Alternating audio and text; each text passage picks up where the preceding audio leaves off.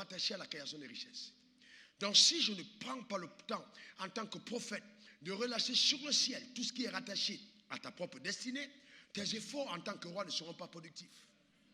Car la victoire est obtenue d'abord dans le surnaturel et elle est manifeste dans le naturel. Donc quand je prophétise ce soir, je suis en train d'abréger des années d'efforts. Je suis en train de t'empêcher de faire les mêmes efforts que les autres. Et je déclare que du nord au sud, de l'est à l'ouest, les gens viendront vers toi et te seront favorables au nom suprême de Jésus.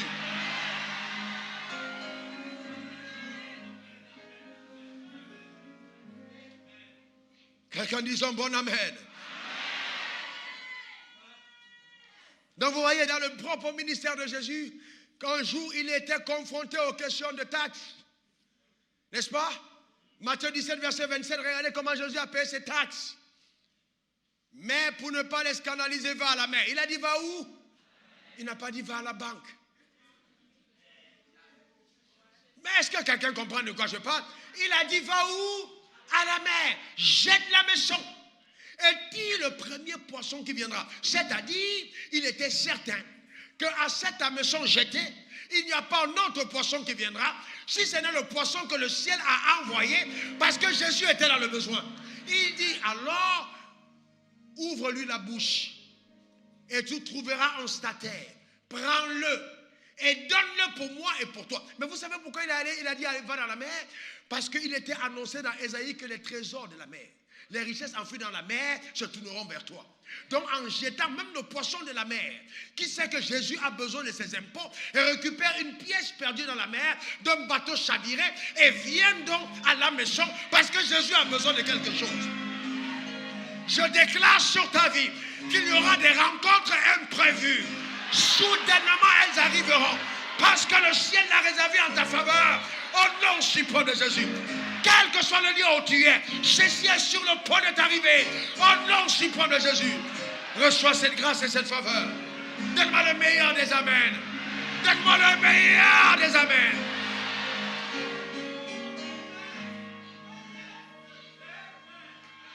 Tu auras un poisson avec du stataire, un mari avec du blé, une femme avec l'argent. Telle est ta portion au nom de Jésus. Donne-moi le meilleur des amens. Voilà comment est-ce qu'il a réglé ses problèmes. Vous voyez, et vous savez, le drame dans la vie, c'est quoi? Écoutez-moi très bien, pasteur. Écoutez-moi, collaborateur. Écoutez-moi, fils. Écoutez-moi très bien, vous qui me suivez de loin. Le drame, c'est que aujourd'hui, le monde est en train de tout faire pour nous empêcher d'écouter les instructions. Quand je dis que je suis pasteur, ça convient à tout le monde. Mais quand je dis que je suis prophète de Dieu, établi pour permettre aux gens d'entrer dans les finances, dans leur richesse, d'accomplir leur destinée, ça fait mal à l'enfer. Les gens sont énervés. Pourquoi? Parce qu'aller à l'église, le diable n'a pas un problème avec ça. Mais rentrer dans ta richesse, ah non, ça, Satan ne veut pas le voir. Mais il a menti. Mais il a menti. J'ai dit, il a fait quoi? Il a menti. Parce que toi, tu vas entrer dans tes avoirs. Parce que toi, tu vas prospérer. Parce que toi, tu vas... Est-ce que quelqu'un comprend de quoi je parle? Il ne pourra pas l'arrêter. Il a menti. Personne ne pourra m'intimider.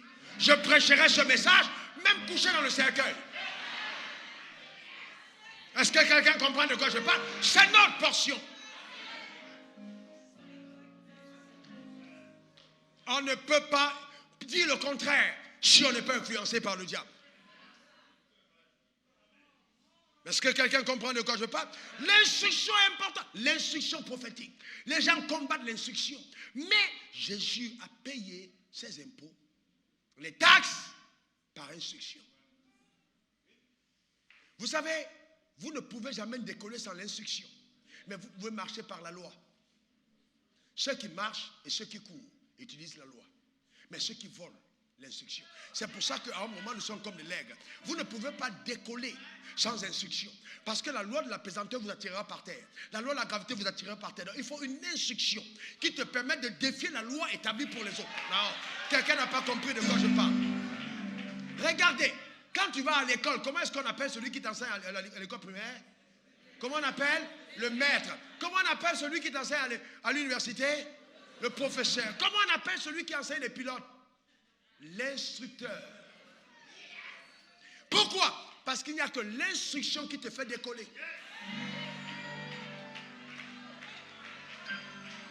Et vous demandez au pilote, quand il entre en cabine, il a ce qu'on appelle le technique.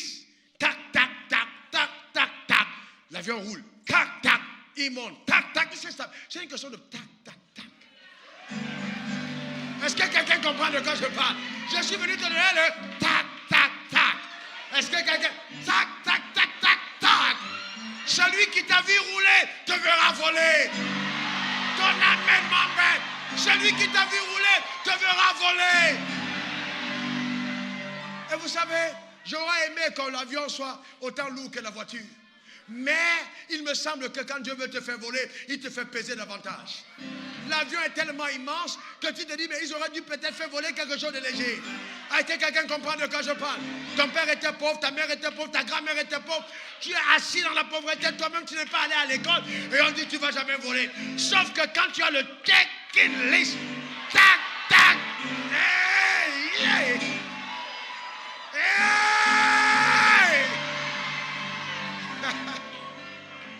Est-ce que quelqu'un comprend de quoi je parle? Tu prends ton envol. Tu prends ton envol. Même le tonnerre et la foudre ne peuvent rien contre toi. À cause de celui qui t'amène à cette dimension d'élévation.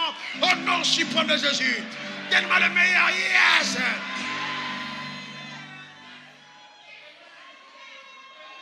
Je vous ai dit que je ne suis pas un pasteur normal. Je suis un messager du ciel. Est-ce que quelqu'un comprend de quoi je parle?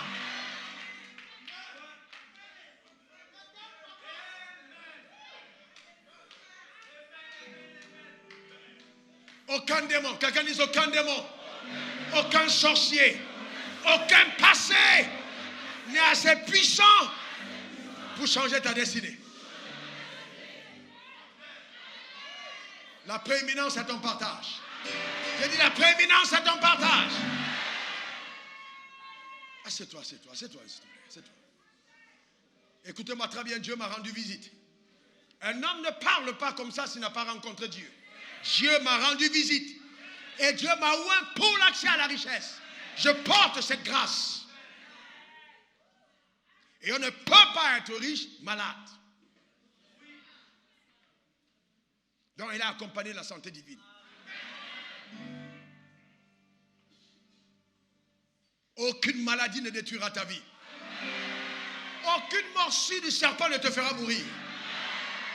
Aucun flot qui frappe cette génération ne te détruira.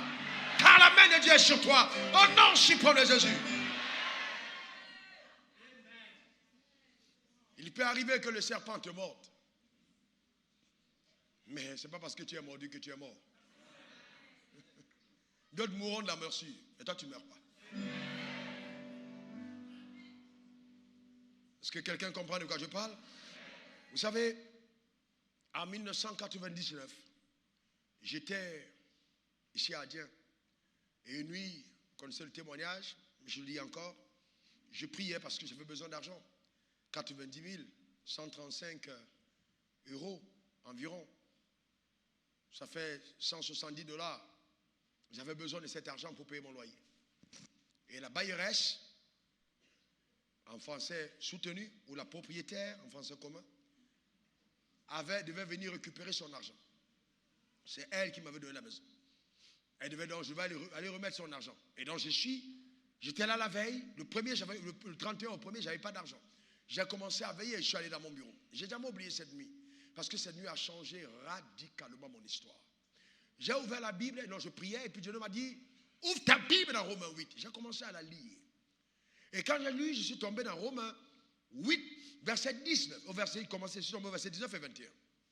Aussi, regardez bien, regardez, lisons encore simplement. Aussi, la création attend-elle avec un ardent désir la révélation des fils de Dieu. Qui attend la révélation? Qui attend la révélation? Elle attend avec un ardent désir la révélation des fils de Dieu. D'accord? Et la Bible dit, car la création a été soumise à la vanité. Qui a été soumis à la vanité? La création.